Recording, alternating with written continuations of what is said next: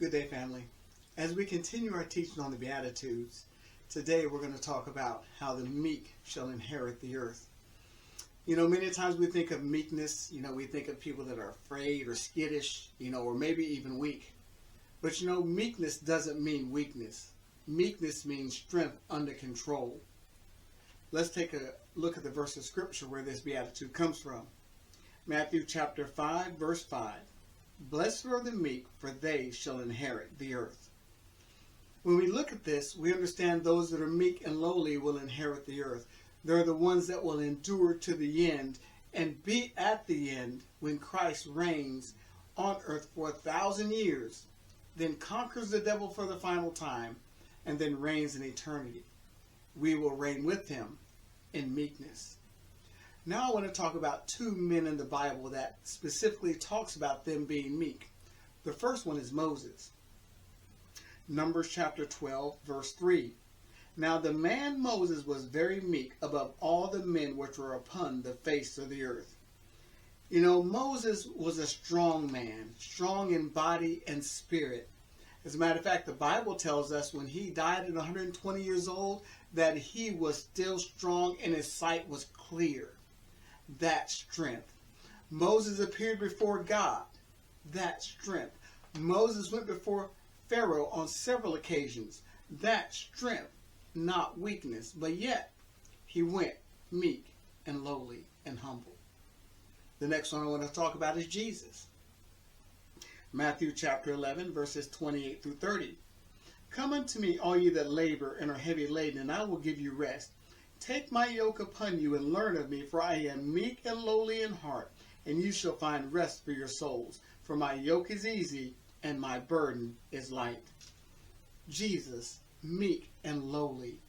He came to the earth meek and lowly, but he shall reign as the king and the lion of the tribe of Judah. He was meek when he ran around the people, but yet he showed strength when he walked in the temple, saw them doing wrong, platted a whip and ran everybody out because they began to use the temple as a place to sell merchandise and not a house of prayer. That's strength. But yet, Jesus was meek and mild. Now, let's look at what happens when we're meek. The first thing is we delight in an abundance of peace. Psalms 37, verse 11. But the meek shall inherit the earth, and shall delight themselves in the abundance of peace. When you're meek, you're at peace. You don't have to stress or strain or struggle, but rather you understand who you are and whose you are. Therefore, you can be at peace in the midst of meekness. And we see what at the beginning of that verse say? That the meek shall inherit the earth. Secondly, it guides us in judgment and teaches us. Psalms 25, verse 9. The meek he will guide in judgment, and the meek will he teach his way. God will guide us in judgment when we're meek. Why? Because we're humble and we're teachable. Therefore, he will guide us. And then what? He will teach us his way. We have to be available and teachable for God to use us. Therefore, we have to be meek and allow God to guide us and teach us what he wants us to do. When we're meek, he'll do just that.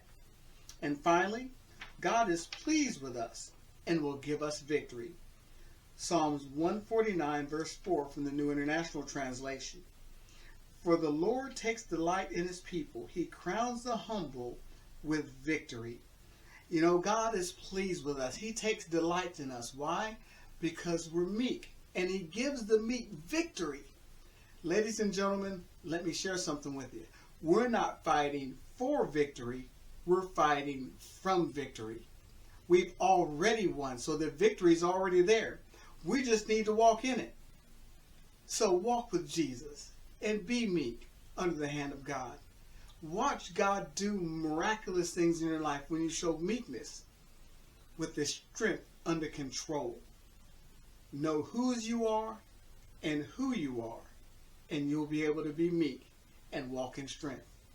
God bless you and have a good day.